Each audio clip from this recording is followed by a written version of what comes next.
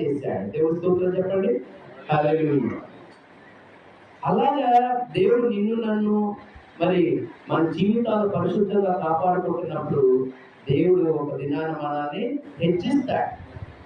తను తాను తగ్గించుకునేవాడు హెచ్చించబడిన వాక్యంలో ఉన్నది. మరి మరొక వ్యక్తిని మనం చూస్తూ ఉంటాం. న్యాయాధిపతులు 16వ అధ్యాయం 21వ వచనం. అతడు తన కన్నులు పరిశుద్ధంగా కాపాడుకోలేదు. దేవుని చేత అభిషేకించబడినటువంటి వాడే, కానీ తన యొక్క కన్నులు మీద జయము లేనందువల్ల అతడు ఏమైపోయింది? ఆశీర్వాదం పొందుకున్నాడా? పొందుకోలేదు. కన్నులు ఓడవేయబడ్డాయి. చూడండి శత్రువు ఏం చేశాడో చూడండి.